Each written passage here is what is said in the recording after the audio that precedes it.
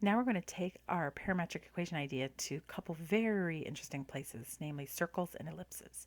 And in which case, you're going to find out that your pre-calc teacher hid some stuff from you in your life. All right, so circles, remember, are not functions in x nor y. The way we make the equation of a circle, if it's centered at the origin and radius r, would be x squared plus y squared equals r squared if the center is 0, 0, and the radius is r, right? We'll deal with it if it's not. We'll handle that in a minute. Okay, so imagine that we have a toy train, choo-choo, going around a track or a circular track that's at a constant speed in a big circle. And it has a radius of 2 meters. So from here out, radius is 2. And it makes a complete circuit in 4 seconds. So time, right? You'll notice they're introducing time right there. Almost like time might be another parameter, yes? So time, interesting. All right, so we can locate the front of the tip of the train engine at a point on the track x comma y if we let the center of the origin and the center be the origin and the train starts off at 2, 0. Okay. So let's draw this. What they're saying is, hey, let that be the origin at the center of the circle. Reasonable. Why wouldn't you? Right, if you have the choice. All right, so let's draw a circle. Put the origin at the center. And they're telling us that over here at the start is 2, 0, and that's the starting point. And then at any point in time, you can find the position of the train, which is x comma y. That's what they're saying. It's got coordinates x comma y, right? Okay, well, that's x, that's y, and that's r, which is 2. And you're sweeping out an angle, which is theta. So we know, because of pre-calculus, right, and trigonometry, that the cosine of theta is x divided by 2, right? It's the adjacent divided by the hypotenuse, and the hypotenuse is r, which is 2. So that means, let's solve this for x. X is equal to 2 cosine theta. Now, similarly, the sine of theta is y divided by 2, because sine is opposite over hypotenuse, and the opposite of angle theta is y. So that would be y divided by 2. And that means that y is equal to 2 sine theta. And we're restricting this because we're going to let it go around one time, right? So I'm just trying to think about how I want to do this. So the parametric equation for this circle, parametric equation,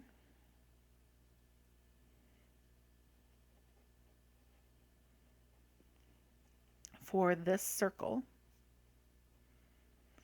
is with respect to theta.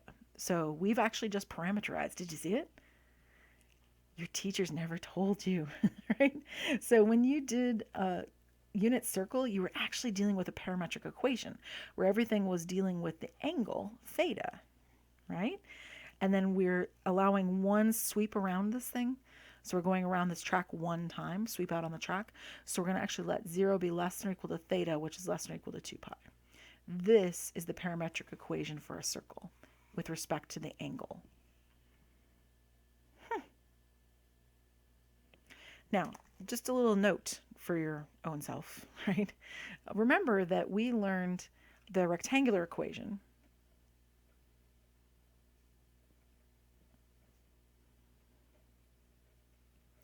which is x squared plus y squared is 2 squared, right? So this should hypothetically work, right? If I put this, if this is a parametric equation and it truly sweeps out this circle, then I should be able to substitute in and indeed get 4. So let's check it. If I put 2 cosine theta, 2 cosine, not 2 os, right? 2 cosine theta, and I square it, plus 2 sine theta, and I square it, and it's equal to 2 squared. Oh, sorry, I'm going to prove that it's equal to 2 squared. Sorry, I'm going to prove it's equal to 4.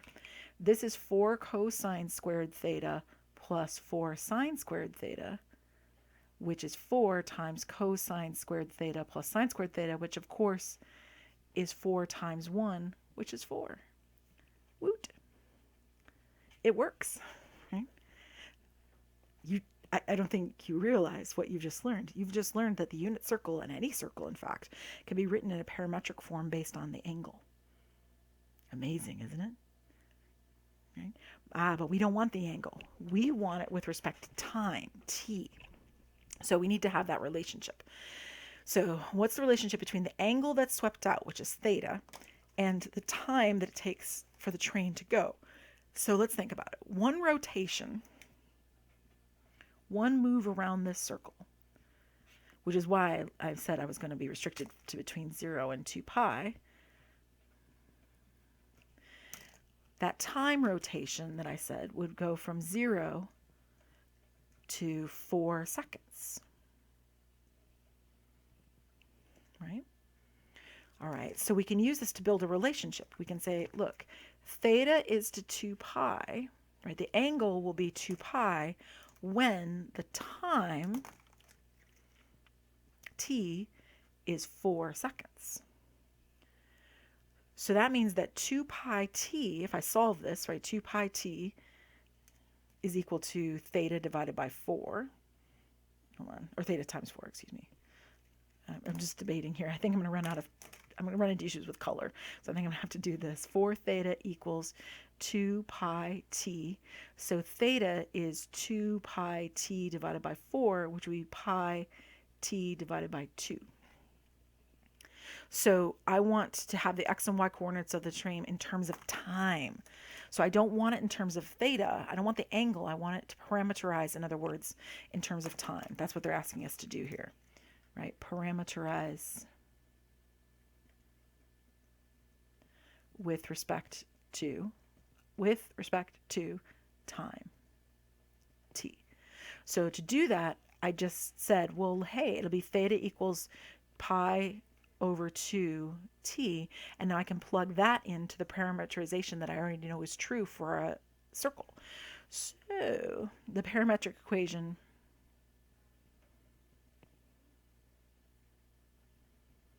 for this circle with respect to time, and WRT, by the way, WRT is pretty standard abbreviation for with respect to, because people get lazy. All right, so that parametric equation with respect to time would be 2 cosine of, and then instead of theta, we would write pi t over 2, and then 2 sine of pi t over 2. And we already know about the restriction for the domain. It'd be 4, right? Because that was given to us in the problem, that it takes 4 seconds for a revolution to sweep out, a revolution around the circle. It's amazing, isn't it? All right, so we just learned a couple very important things, right? So the standard issue abbreviation, or parameterization of a circle is 2 cosine, well, it's actually 2 cosine theta, 2 sine theta, where theta is the angle. And then if you have a relationship for how long it takes for one revolution, then you can create a new parametric equation with respect to time. All right, and now we can actually look at some standard issue parameterizations of circles. So, and I have this in a general form. I have the example just so you can see. The green dot is the train going around, right? But let's look at the general visual because we want to play with this a little bit. All right, so if I want it to, let's see here. If I have cosine first and then sine second, right, which I have right here, cosine, comma, sine, then it's going to start at the right and it's moving counterclockwise. All right, so let's show that on our paper because this is the next page right here. So it starts at the right and it moves counterclockwise.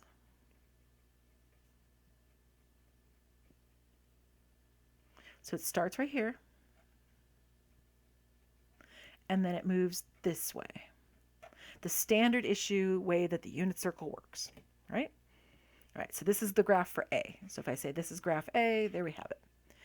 Now graph B says, hey, if you change it to negatives and negatives instead of positives and positives, what will happen? And again, you have access to this, so you're more than welcome to just kind of turn these off and turn these on. So I think the next one, yep, the next one's got the negative R cosine, negative R sine. So let me turn that on. See what happens? Because it's negative, it starts at the left, right? It's still going counterclockwise because of the cosine and then the sine, right? So it's still going counterclockwise, but it starts here, right there. This is graph B, right? So this B will be B right here. So it starts over here, but it still moves counterclockwise, like that. Starts at the left and moves counterclockwise. We obviously don't use B as much. A is the most common one to use, right? A is the unit circle, so we use this one a lot. Starts at the right and moves counterclockwise. Very, very common use. Okay, A is the most commonly used one, but then there's a couple other options. What if you make it go sine, then cosine? What if you reverse these two? Well, let me go back here. You can see right here, this next one I have has sine first and then cosine. And look at what happens. It starts at the top and then moves clockwise. This actually is the second most commonly used one because it works like a clock does, right? It starts at the top and goes clockwise, just like a clock does, right? The minute hand starts at the top and moves around. The hour hand starts at the top and moves around. So this is actually the second most commonly used form of a parametric circle, right? So it starts at the top, so I'll call this C. So this is graph C. So it starts right here at the top and it moves clockwise. Like that. And that's why that one's bold, because it's the second most commonly used one, right, to go sine, cosine, right? Cosine, sine is your standard unit circle. Starts at the right and goes counterclockwise. This one, sine, cosine, starts at the top and moves clockwise. It's the second most commonly used one.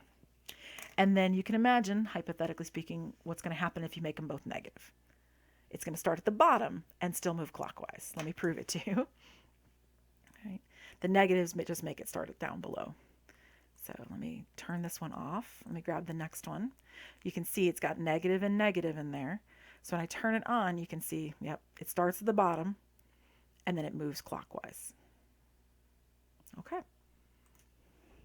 So it starts down here. And this is D. Right, starts at the bottom and moves clockwise. So it goes this way. Like that. Now, just take a moment and think about the power of what we were just doing, because that is a very big deal. We were able to take an algebraic thing, right, which is x squared plus y squared, right, equals r squared.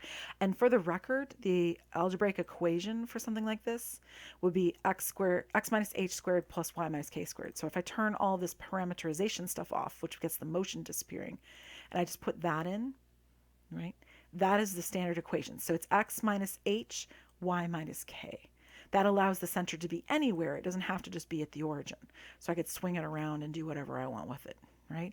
And these parametric equations will still work even for those values. That's why there's the h and the k in the equations. So when you look at the equation on the table, right here, when you look at it, you'll see it's got h and k, because h and k are the center. And we're assuming a positive radius. We'll talk about what it means to have a negative radius in section 12 too, as a matter of fact. But for our purposes, for parametric equations, we'll just assume a positive radius. So we might want to make a note. The algebraic equation doesn't have motion in it, so it's not as useful, because circles are very useful for motion. There's a lot of things that flow in circular motion. So circles are very, very useful. But it'd be x minus h squared plus y minus k squared equals r squared. So you've probably seen that equation somewhere in algebra class or pre-calc class. but they don't have motion. These have motion. They have a starting point and a flow, which makes them more useful, quite frankly, and more valuable to us.